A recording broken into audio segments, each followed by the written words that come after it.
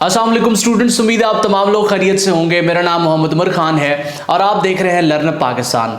आज के इस लेक्चर में हम पाकिस्तान स्टडीज़ के पास पेपर क्वेश्चंस को डिस्कस करने वाले हैं ताकि वो तमाम कैंडिडेट्स जो किसी भी वन पेपर एग्ज़ाम को स्क्रीनिंग टेस्ट को प्रिपेयर कर रहे हैं वो इस लेक्चर से असिस्टेंस हासिल कर सकें। अगर आप इस तरह की मज़ीद लेक्चर्स देखना चाहते हैं तो आप प्ले लिस्ट को जो है वो एक्सेस कर सकते हैं। वीडियो में मज़ीद आगे बढ़ते हुए मैं आप तमाम स्टूडेंट्स को बताता चलूँ कि अगर आप स्क्रीनिंग टेस्ट और वन पेपर की प्रिपरेटरी मटेरियल के साथ और अपडेट्स के साथ इंटरेस्ट रहते हैं तो आप हमारी free of cost student community को फॉलो कर सकते हैं। उसको फॉलो करने का लिंक आपको डिस्क्रिप्शन में मिल जाएगा और एमसीक्यूज के लिए आप जो है हमारी वेबसाइट पर रिलाई कर सकते हैं जहां फ्री प्रिपरेटरी मटेरियल आपको प्रोवाइड किया जाता है। तो बगैर वक्त ज़ाय किए हम अपने उन क्वेश्चंस की तरफ आते हैं जिनको आज के इस लेक्चर में हम डिस्कस करने वाले हैं। हमारी अप्रोच ये होती है कि हर सवाल को डिस्कस करते हुए उसका बैकग्राउंड, उससे कनेक्टेड क्वेश्चंस आपको बताए जाएं ताकि आप इस क्वेश्चन को क्रैम करने की बजाय इसको अंडरस्टैंड कर लें। तो पहला सवाल जो इस वक्त आप अपनी स्क्रीन पर देख सकते हैं वो क्वेश्चन ये है कि who was the founder of the Mughal empire in 1526 following the first battle of Panipat. अब क्वेश्चन ये इस तरीके से डिजाइन किया गया है कि आपको ये बता रहा है कि मुगल एम्पायर जो है 1526 में स्टैब्लिश हुआ है और ये स्टैब्लिश हुआ है फर्स्ट बैटल ऑफ पानीपत के बाद। तो इसका फाउंडर जो है वो कौन है? अब इससे मल्टीपल चीजें आप याद रख सकते हैं। तो मुगल एम्पायर जो है उसका फाउंडर कौन है? ऑप्शंस को रीड आउट करने के बाद आपने करेक्ट आंसर अपने पास मार्क करना है, कोशिश करनी है कि आप मार्क करें। अगर आपने करेक्ट आंसर के तौर पे ऑप्शन सी बाबर को मार्क किया है तो आपका जवाब बिल्कुल दुरुस्त है। अब फर्स्ट बैटल ऑफ पानीपत जो है ये पानीपत के मकाम पे 21 अप्रैल 1526 को होती है। डेट आपने याद रखनी है 21 अप्रैल 1526। और ये किसके दरमियान होती है? ये बाबर के दरमियान होती है, बाबर के दरमियान होती है और साथ साथ ये होती है इब्राहिम लोधी के दरमियान। और ये इब्राहिम लोधी कौन है? ये बेसिकली लोधी डायनेस्टी दिल्ली सल्तनत का जो है वो किंग है और इसके इन दोनों के दरमियान ये पानीपत के मकाम पर पहली जंग होती है। पानीपत के मकाम पर जो है टोटल 3 बैटल्स होती हैं जिसमें 2 मुगल एम्पायर से रिलेटेड हैं और ये फर्स्ट बैटल ऑफ पानीपत है जिसके नतीजे में दिल्ली सल्तनत का इख्तिताम होता है और मुगल एम्पायर का आगाज होता है। उसके बाद नेक्स्ट क्वेश्चन आप अपनी स्क्रीन पर देख सकते हैं कि in which city is the famous 17th century Mughal monument Chauburji located.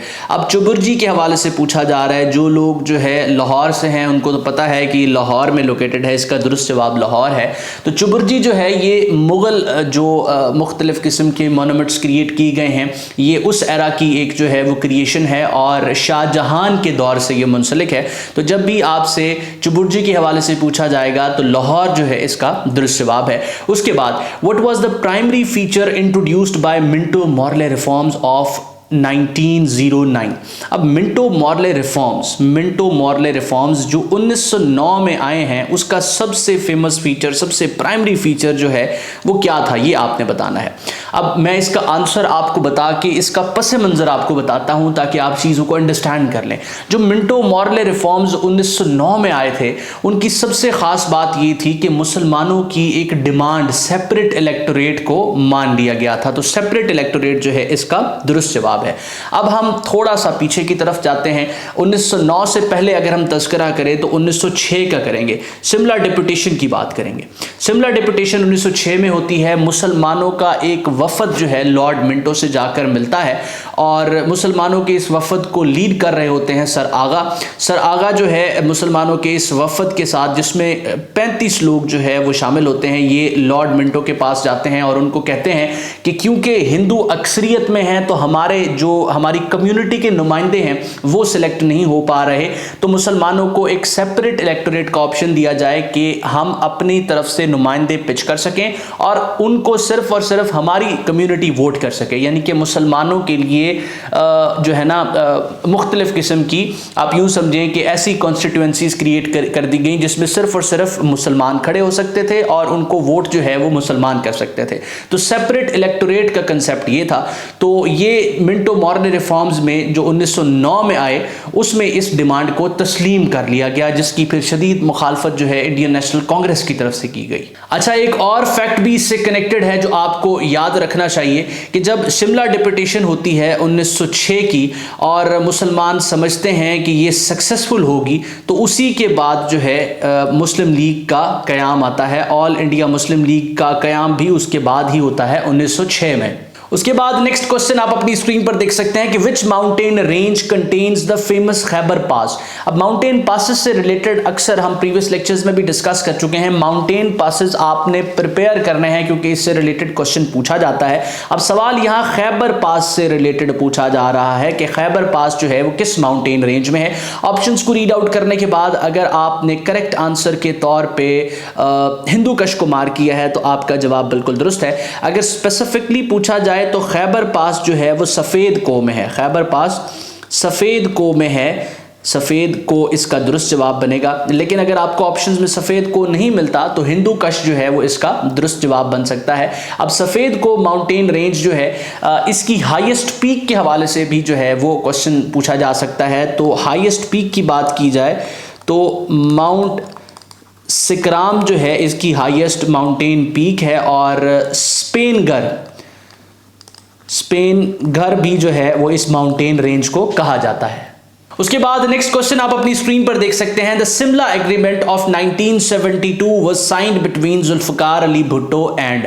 अब यहां आपको बताया जा रहा है कि जो सिमला एग्रीमेंट है जो 1972 में हुआ है, अब इसकी डेट आपको पता होनी चाहिए। 2 जुलाई 1972 को ये एग्रीमेंट हुआ है। इंडिया और पाकिस्तान के दरमियान ये एग्रीमेंट हुआ है, पाकिस्तान के दरमियान। अब आप ये तो देख रहे हैं कि पाकिस्तान को कौन रिप्रेजेंट कर रहे हैं, जुल्फकार अली भुट्टो रिप्रेजेंट कर रहे हैं। इंडिया को कौन रिप्रेजेंट कर रहा है, सवाल आपसे यहाँ पर ये पूछा जा रहा है। इसकी डेट भी पूछी जा सकती है। तो अगर इंडिया की रिप्रेजेंटेशन के हवाले से बात की जाए तो इंदिरा गांधी जो है, ऑप्शन ए इसका दुरुस्त जवाब बनेगा। इंदिरा गांधी जो है इंडिया को रिप्रेजेंट कर रही थी। पाकिस्तान और इंडिया की 1971 की वॉर के बाद जो है ये एग्रीमेंट इन दोनों ममालिक के दरमियान किया जाता है और ये एक बायलैटरल पीस एग्रीमेंट है। उसके बाद नेक्स्ट क्वेश्चन आप अपनी स्क्रीन पर देख सकते हैं कि how long does a presidential ordinance remain in force before requiring parliamentary approval. तो अब यहां सवाल आपसे पूछा जा रहा है कि जो प्रेसिडेंशियल ऑर्डिनेंस है वो पार्लियामेंट से अप्रूव होने से पहले कितना अरसा जो है इन फोर्स रह सकता है। सबसे पहले तो आप ये चीज समझें कि पार्लियामेंट जो है वो कानून साज इदारे को कहा जाता है। एक ऐसा इदारा पाकिस्तान में जो कानून साजी करता है, जो कानून बनाता है, उसको हम पार्लियामेंट कहते हैं। अब पार्लियामेंट में कितने इंस्टीट्यूट्स जो है वो शामिल हैं? पार्लियामेंट में 3 इंस्टीट्यूट शामिल होते हैं। ये सवाल भी पूछ दिया जाता है। सबसे पहले नेशनल असेंबली, उसके बाद सेनेट और उसके बाद प्रेसिडेंट। अब प्रेसिडेंट जो है ये एक इंस्टीट्यूट है, ये एक पर्सन नहीं, ये एक इंस्टीट्यूट है। तो जब भी नेशनल असेंबली और सेनेट जो है ये सेशन में नहीं होंगे, ये दोनों सेशन में नहीं होंगे और किसी मखसूस सब्जेक्ट मैटर पर कानून बनाने की जरूरत होगी तो फिर कानून कौन बनाएगा? प्रेसिडेंट बनाएगा। और वो जो कानून बनाएगा उसको हम क्या कहेंगे? उसको हम ऑर्डिनेंस कहेंगे। वो कितना अरसा जो है फोर्स में रह सकता है? वो 4 महीने तक फोर्स में रह सकता है। 120 दिन तक वो इन फोर्स रहेगा और 120 दिन के अंदर अंदर अगर पार्लियामेंट की तरफ से उसको अप्रूवल नहीं मिलता तो वो फिर खत्म हो जाएगा, सीज हो जाएगा। अच्छा, इस वीडियो में मजीद आगे बढ़ते हुए वो तमाम कैंडिडेट्स जो ministry of defence assistant director या सब इंस्पेक्टर के लिए प्रिपेयर कर रहे हैं, ये एयरपोर्ट सिक्योरिटी फोर्स के असिस्टेंट डायरेक्टर या इंस्पेक्टर के लिए प्रिपेयर कर रहे हैं, तो आप अपनी तैयारी के लिए लर्नर पाकिस्तान का प्रिपरेटरी कोर्स ज्वाइन कर सकते हैं। ASF के लिए अगर आप इसको ज्वाइन करते हैं तो इस पर 50% डिस्काउंट जो है वो ऑफर किया जा रहा है और MOD के लिए 60% डिस्काउंट ऑफर किया जा रहा है। इसमें आप कॉम्प्रिहेंसिव तरीके से अपने आप को प्रिपेयर कर सकते हैं। इस कोर्स में आपको क्या चीज़ प्रोवाइड की जाती है, ये तमाम डिटेल्स आपको हमारी टीम प्रोवाइड करेगी। सिंपली आपने इस नंबर पर व्हाट्सएप मैसेज करना है, आपको जो मजीद डिटेल्स हैं वो प्रोवाइड कर दी जाएंगी। उसके बाद नेक्स्ट क्वेश्चन आप अपनी स्क्रीन पर देख सकते हैं कि when did Liaquat Ali Khan presented the objective resolution in constituent assembly. तो लियाकत अली खान ने जो है ऑब्जेक्टिव रेजोल्यूशन कॉन्स्टिट्यूएंट असेंबली में कब प्रेजेंट की हैं, ये आपने याद रखना है, कब प्रेजेंट की हैं और ये पास कब हुई हैं, ये चीज़ भी पूछी जा सकती है। तो सवाल को गौर से पढ़ना है। बाज़ दफ़ा स्टूडेंट कंफ्यूज हो जाते हैं कि वो इसके पास होने की डेट को प्रेजेंट होने की डेट की जगह पर सेलेक्ट करके आ जाते हैं। तो ये प्रेजेंट हुई हैं जी 7 मार्च 1949 को, दोनों डेट्स याद होनी चाहिए, और ये पास हुई हैं 12 मार्च 1949 को। अब लियाकत अली खान जो हैं ये पाकिस्तान के पहले प्राइम मिनिस्टर हैं, पाकिस्तान के पहले प्राइम मिनिस्टर हैं, और जब भी पूछा जाए कि शहीद मिल्लत कौन है तो वो लियाकत अली खान है। अब यहाँ एक और चीज़ आपने जहन में रखनी है कि ऑब्जेक्टिव रेजोल्यूशन से रिलेटेड अक्सर औकात आपने सुना होगा, लेकिन ये डेट्स भी हमें भूल जाती हैं और साथ साथ ये भी पता नहीं होता कि ऑब्जेक्टिव रेजोल्यूशन का पर्पस क्या था। तो जब पाकिस्तान आज़ाद होता है 1947 के बाद, पाकिस्तान को चलाने के लिए एक आइन दरकार होता है। आइन क्या होता है, कॉन्स्टिट्यूशन क्या होता है? कॉन्स्टिट्यूशन एक ऐसा डॉक्यूमेंट होता है जिसकी बेसिस पे हम स्टेट मशीनरी को रन करते हैं। कॉन्स्टिट्यूशन हमें बताता है कि इस मुल्क का निज़ाम हुकूमत क्या होगा, इसमें अदलिया कैसे काम करेगी, इसमें सदर कैसे आएगा, इसमें आर्म्ड फोर्सेस कैसे काम करेंगी, यहाँ पर रहने वाले शहरियों के क्या हुकूक होंगे। ये तमाम चीज़ें हमारी स्टेट मशीनरी को रन करने के लिए जो रूल्स एंड रेगुलेशंस होते हैं वो हमारा आइन देता है। अब पाकिस्तान के पास आइन नहीं था, तो आइन बनाने के लिए तगोदो स्टार्ट होती है, और उसमें पहला एक जो डॉक्यूमेंट है जो 1973 तक हमारे जो आइन तीसरा आइन है उसका भी एक जो उसके अंदर जो है फंडामेंटल उसका एक रोल है, वो ऑब्जेक्टिव रेजोल्यूशन का। ऑब्जेक्टिव रेजोल्यूशन ने हमें आकर बताया कि हमारा फ्यूचर कॉन्स्टिट्यूशन कैसा होगा, हमारा निज़ाम हुकूमत कैसा होगा, हमारी अदलिया कैसे होगी, लोगों के हुकूक कैसे होंगे, अक़लियतों के हुकूक के बारे में बताया। तो ऑब्जेक्टिव रेजोल्यूशन एक कलीदी किरदार उसने अदा किया हमारे आइन के लिए, और हमने जो अपना पहला आइन बनाया वो 1956 में बनाया, और 9 साल का अरसा हमें इस आइन को बनाने में लगा। तो नेक्स्ट क्वेश्चन आप देख सकते हैं, और नेक्स्ट क्वेश्चन है कि in which year did Pakistan become a member of South East Asian treaty Organization सीटो।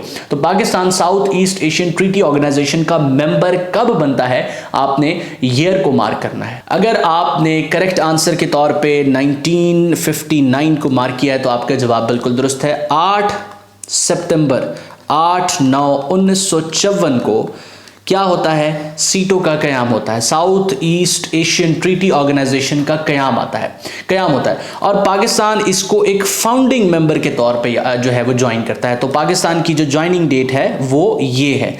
अच्छा, अब आपने कुछ मजीद फैक्ट्स इसके हवाले से प्रिपेयर करने हैं। South East Asian treaty organization इस वक्त डिसॉल्व हो चुकी है, और अगर हम बात करें इसके डिसॉल्व होने की डेट के हवाले से तो 30 जून 1977 को ये डिसॉल्व होती है। इसका जो हेडक्वार्टर था वो बैंकॉक थाईलैंड में था। अब ये बेसिकली बनाई जाती है यूएसए की तरफ से। इसी तरह की एक और ऑर्गेनाइजेशन बनाई जाती है सेंटो, और ये बनाई जाती है मिडल ईस्ट के लिए। अब इससे रिलेटेड मजीद फैक्ट्स जो है वो आपने जाके सर्च करने हैं सेंटो से रिलेटेड, लेकिन जो सीटो है वो उसको बनाने का पर्पज़ ये होता है कि जो यूएसएसआर की तरफ से जो कोल्ड वॉर थी उसके नतीजे में ये बनाई जाती हैं। तो जो कम्युनिज्म है वो इस इलाके में इन ममालिक पर आकर हावी ना हो, उससे निपटने के लिए एक मिलिट्री अलायंस के तौर पे जो है ये जो है South East Asian treaty organization जो है ना यहाँ पे यूएसए की तरफ से बनाई जाती है। उसके बाद नेक्स्ट क्वेश्चन आप अपनी स्क्रीन पर देख सकते हैं कि who was appointed as the first governor of state bank of Pakistan. तो स्टेट बैंक ऑफ पाकिस्तान के पहले गवर्नर के हवाले से पूछा जा रहा है। ऑप्शंस को रीड आउट करने के बाद अगर आपने करेक्ट आंसर के तौर पे ऑप्शन सी जाहिद हुसैन को मार्क किया है तो आपका जवाब बिल्कुल दुरुस्त है। इसके अलावा एक और क्वेश्चन पूछा जाता है कि State bank of Pakistan was inaugurated by, तो state bank of Pakistan was inaugurated by Quaid-e-Azam Muhammad Ali Jinnah on 1 July 1948। ये डेट भी आपको याद होनी चाहिए। उसके बाद नेक्स्ट क्वेश्चन आप अपनी स्क्रीन पर देख सकते हैं कि which was the first country to establish an embassy in Pakistan. Pakistan में सबसे पहली एम्बेसी जो है किस मुल्क की कायम होती है। ऑप्शंस को रीड आउट करने के बाद अगर आपने करेक्ट आंसर के तौर पे ऑप्शन ए ईरान को सिलेक्ट किया है तो आपका जवाब बिल्कुल दुरुस्त है। ईरान वो मुल्क था जिसने सबसे पहले पाकिस्तान में अपनी एम्बेसी कायम की, सबसे पहले पाकिस्तान के साथ डिप्लोमेटिक रिलेशंस का आगाज किया और सबसे पहले पाकिस्तान को तस्लीम किया। उसके बाद नेक्स्ट क्वेश्चन आप अपनी स्क्रीन पर देख सकते हैं कि in which city is the tomb of first Mughal emperor Babur located. अब बाबर जो है इसका मकबरा कहां पर लोकेटेड है, आपसे सवाल पूछा जा रहा है। एक चीज आपने याद रखनी है कि 1483 में बाबर की पैदाइश होती है और 1530 में इसकी डेथ होती है, और जब ये इस दुनिया से जाता है तो इसकी उम्र 47 साल होती है। और ये जो है मुग़ल एम्पायर जो है बरसगीर पाक हिंद में 1526 में उसका आगाज़ करता है, उसको कायम करता है। और अब आप अगर इसके मकबरे के हवाले से बात करें तो इसका मकबरा जो है बाग बाबर काबुल अफगानिस्तान के अंदर वाक़ है। इनिशियली इसको आगरा के अंदर दफनाया गया था, आगरा के अंदर दफनाया गया था, लेकिन क्योंकि इसकी ख्वाहिश थी कि ये काबुल से आया था तो ये इसकी ख्वाहिश थी कि ये उस बाग में जाकर दफन हो, तो उसके बाद जो है इसको काबुल में दफनाया जाता है। नेक्स्ट क्वेश्चन आप देख सकते हैं, revolt act of 1919 was commonly referred to by Indian leaders as. अब रिवॉल्ट एक्ट के हवाले से लास्ट लेक्चर्स में भी हमने डिस्कस किया था। रिवॉल्ट एक्ट 1919 में आया था, जो उस वक्त जो सिविलियंस थे उनकी लिबर्टीज को कर्टेल करना चाहता था। किसी भी शख्स पर अगर ब्रिटिश हुकूमत जो है वो चाहती थी कि इसके ऊपर अगर हमें शक है तो हम उसको डिटेन कर सकेंगे, उसके लिए कानून आया था, और साथ साथ उसको नज़रबंद रखने के लिए ये कानून आया था, ताकि वहाँ पर जो पाकिस्तान बनाने की मूवमेंट्स चल रही थी उनको वो सप्रेस करना चाहते थे। तो इसको जो है ना, इसका दूसरा नाम क्या है रिवॉल्ट एक्ट का, क्योंकि इसके अंदर इतना जुल्म और जो है वो बर्बरियत थी, इस वजह से इसको ब्लैक एक्ट के तौर पे जो है वो याद किया जाता था। अब यहाँ जो इंडिया है ना, इससे मुराद मौजूदा इंडिया नहीं है। इंडिया से मुराद, जब भी आप बरसगीर पाक व हिंद की तारीख पढ़ते हैं तो इंडियन लीडर्स से मुराद यही होता है कि उस वक्त जो बरसगीर पाक व हिंद में आज़ादी के लिए तगदो करने वाले लीडर्स थे, उसमें मुसलमान भी शामिल थे, उसमें हिंदू भी शामिल थे। मैंने प्रीवियसली एक कमेंट देखा, उसमें स्टूडेंट कह रहे थे कि जी ये आप तो इंडियन स्टडीज़ पढ़ा रहे। तो पाकिस्तान स्टडीज़, अगर आप एक प्रूडेंट स्टूडेंट हैं, पाकिस्तान स्टडीज़ पढ़ते हैं, तो पाकिस्तान स्टडीज़ 1947 से तो नहीं शुरू होती। पाकिस्तान स्टडीज़ तो इंडस वैली सिविलाइजेशन से हम पढ़ना स्टार्ट करते हैं, क्योंकि हम दर हकीकत बरसगीर पाक व हिंद के खित्ते की तारीख पढ़ रहे होते हैं। उस तारीख में आप जो है मुसलमानों का उरूज भी देखते हैं, उसके बाद पाकिस्तान 1857 की सूरत में मुसलमानों का जवाल भी देखते हैं, और उसके बाद जो है आप पाकिस्तान मूवमेंट को भी पढ़ते हैं। उसके बाद 1947 आता है, और 1947 से अब तक तो हमारे पास बड़ी ब्रीफ हिस्ट्री है। हमारी मेन तारीख तो 1947 से पहले की है। तो इस चीज़ को आपने ज़हन नशीन कर लेना है, क्योंकि स्टूडेंट्स जो कमेंट सेक्शन में बता रहे होते हैं, पॉइंट्स अपना शेयर कर रहे होते हैं, जो इंटेलेक्चुअल बात होती है तो उसको मैं ज़रूर पढ़ता हूँ और फिर नेक्स्ट लेक्चर्स में उसको आंसर भी करता हूँ। उसके बाद नेक्स्ट क्वेश्चन आप अपनी स्क्रीन पर देख सकते हैं कि who administered the oath of office to Quaid-e Azam Muhammad Ali Jinnah as first governor general. तो फर्स्ट गवर्नर जनरल के तौर पे कायदे आजम मोहम्मद अली जिन्नाह से ओथ किसने ली थी? ऑप्शंस को रीड आउट करने के बाद आपने करेक्ट आंसर के तौर पे अपने पास आंसर को मार्क करना है, और अगर आपने करेक्ट आंसर के तौर पे justice Abdul Rashid option B को सिलेक्ट किया है तो आपका जवाब बिल्कुल दुरुस्त है। जस्टिस अब्दुल रशीद जो है ये बाद में first chief justice of Pakistan भी बनते हैं। First chief justice of Pakistan, first Muslim chief justice of Pakistan भी जो है ये आगे जाके बनते हैं। उसके बाद नेक्स्ट क्वेश्चन आप अपनी स्क्रीन पर देख सकते हैं, the 18th amendment to the 1973 constitution was passed in which year. 18वीं तरमीम, जो कि एक मशहूर तरमीम है, उसके हवाले से पूछा जा रहा है कि वो कब पास होती है। तो ये 2010 में पास होती है, जब पाकिस्तान पीपल्स पार्टी की हुकूमत होती है। अब 18वीं तरमीम के बारे में हम अक्सर औकात सुन तो लेते हैं, 18वीं तरमीम में ये वर्ड अमेंडमेंट है, ना स्टूडेंट्स को इसके बारे में पता होता है, ना ही कॉन्स्टिट्यूशन में अमेंडमेंट कैसे होनी है इसके हवाले से पता होता है।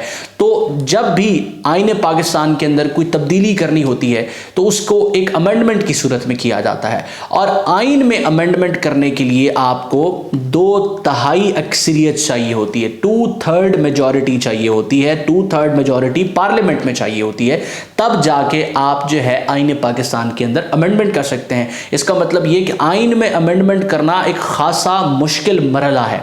तो 2010 में 18वीं तरमीम जो थी ये मशहूर क्यों है? क्योंकि इसमें जो सूबे थे वो खुद मुख्तार हुए थे, उनको मजीद ऑटोनॉमस किया गया था। 17 मिनिस्ट्रीज जो वफाक के पास थी वो जो है सूबों को दे दी गई थी। प्रोविंसेस का उनके ऊपर मुकम्मल कंट्रोल था, उनके हवाले से कानून साजी करना, उनके हवाले से उनको मैनेज करना, ये जो है वो प्रोविंसेस को दे दिया गया था। तो 18वीं तरमीम जो है इस वजह से मशहूर है, और ये 2010 में की गई थी। अब आपसे ये सवाल भी पूछा जा सकता है कि आइन में अमेंडमेंट करने के लिए कितनी मेजॉरिटी चाहिए। इसी के साथ साथ अगर कोई कानून पास करवाना है आपको पार्लियामेंट से तो वहां पर कितनी मेजॉरिटी चाहिए, ये सवाल भी पूछा जा सकता है। तो कोई भी और कानून होगा तो सिंपल मेजॉरिटी होगी, सिंपल होगी मेजॉरिटी, और जब भी आप आइन में तरमीम करेंगे तो 2/3 मेजॉरिटी जरूरी है। उसके बाद नेक्स्ट क्वेश्चन आप अपनी स्क्रीन पर देख सकते हैं कि which mountain pass connects China and Pakistan. तो चाइना और पाकिस्तान को एक दूसरे से कनेक्ट करने वाला माउंटेन पास जो है वो खुंजराब पास है। ऑप्शन सी इसका दुरुस्त जवाब है। Who was the founder of slave dynasty, Mamluk dynasty भी जिसको हम कहते हैं, इन इंडिया। अब आपको ये पता है कि दिल्ली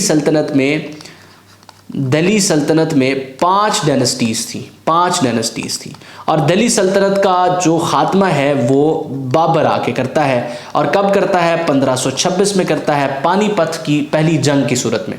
तो अब जो स्लेव डायनेस्टी है, जिसको हम ममलूक डायनेस्टी कहते हैं, ये पहली डायनेस्टी है। तो इसके जो बेसिकली फाउंडर है वो कौन है? ऑप्शंस को रीड आउट करने के बाद अगर आपने करेक्ट आंसर के तौर पे कुतुबुद्दीन ऐबक को सिलेक्ट किया है तो आपका जवाब बिल्कुल दुरुस्त है। उसके बाद नेक्स्ट क्वेश्चन आप अपनी स्क्रीन पर देख सकते हैं, जिसमें मिंटका पास के हवाले से पूछा जा रहा है कि Mintaka pass is located on the boundary line between which two regions. तो ऑप्शंस को रीड आउट करने के बाद अगर आपने करेक्ट आंसर के तौर पे चाइना एंड पाकिस्तान को सिलेक्ट किया है तो आपका जवाब बिल्कुल दुरुस्त है। इस पास के हवाले से मजीद चीज़ें आपने सर्च करनी है और मुख्तलिफ फैक्ट्स को आपने कमेंट सेक्शन में पेस्ट करना है। जो चीज़ें मैं आपको सर्च करने का कहता हूँ, सर्च करने की वजह से वो चीज़ें आप मजीद बेहतर तरीके से पढ़ सकते हैं और आपकी वो मेमोरी का हिस्सा बन जाती हैं। उसके बाद नेक्स्ट क्वेश्चन आप देख सकते हैं कि which was the first princely state to officially accede to Pakistan in 1947। तो पाकिस्तान के साथ इल्हाक करने वाली पहली जो प्रिंसली स्टेट थी वो बहावलपुर थी। ऑप्शन ए जो है वो इसका दुरुस्त जवाब है। उसके बाद नेक्स्ट क्वेश्चन आप अपनी स्क्रीन पर देख सकते हैं कि who conferred the title of Quaid Azam great leader upon Muhammad Ali Jinnah. तो मोहम्मद अली जिन्ना को जो हम कायद आजम कहते हैं, ये खिताब मोहम्मद अली जिन्ना साहब को किसने दिया था? ऑप्शंस को रीड आउट करने के बाद आपने करेक्ट आंसर मार्क करना है और अगर आपने करेक्ट आंसर के तौर पे मौलाना मजहरुद्दीन शहीद ऑप्शन बी को मार्क किया है तो आपका जवाब बिल्कुल दुरुस्त है। Which agreement resolve the river water dispute between India and Pakistan. Pakistan के दरमियान जो वाटर डिस्प्यूट है वो किस एग्रीमेंट ने जो है वो हल किया है? तो वो इंडस वाटर ट्रीटी ने हल किया है। इंडस वाटर ट्रीटी 1960 में होती है और ये वर्ल्ड बैंक की तरफ से ब्रोकर की जाती है। वर्ल्ड बैंक जो है वो इंडिया और पाकिस्तान के दरमियान एक मीडिएटर के तौर पे आता है और ये ट्रीटी साइन होती है। तो मैं उम्मीद करता हूं ये लेक्चर, जिसमें हम इंपॉर्टेंट पास पेपर के क्वेश्चंस को डिस्कस करना चाहते थे, इससे कनेक्टेड चीज़ें पढ़ना चाहते थे और साथ साथ उनको कोशिश करके आपके लिए सिंप्लीफाई करना चाहते थे, इसमें मैं कामयाब हुआ हूं। अगर आपके जहन में कोई भी सवाल है, कोई चीज़ आपको कंफ्यूज कर रही है, आप डिस्कस करना चाहते हैं, आप हमारी टीम से इन टच आ सकते हैं। व्हाट्सएप नंबर आपके साथ शेयर्ड है। इसके अलावा आपने इस चैनल को सब्सक्राइब कर लेना है लर्नर पाकिस्तान को, ताकि मजीद प्रिपरेटरी वीडियोज़ आपके साथ हम बर वक्त शेयर कर सकें और हमारी स्टूडेंट कम्युनिटी को फॉलो कर लेना है, जिसका लिंक आपके साथ डिस्क्रिप्शन में शेयर्ड है, ताकि आपके साथ वन पेपर एग्जाम और स्क्रीनिंग टेस्ट के हवाले से तमाम की तमाम अपडेट्स और प्रिपरेटरी मटेरियल बर वक्त शेयर किया जाए। अल्लाह आपका हामी नासिर हो। हमेशा आप तमाम स्टूडेंट्स की कामयाबी के लिए दुआ गो। उमर खान और इसकी टीम। अल्लाह हाफिज़।